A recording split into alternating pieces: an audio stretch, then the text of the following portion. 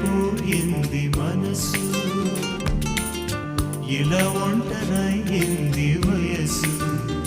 ఓ చల్లగాలి ఆచూకి తీసి కబురేయలేవా ఏమైందో,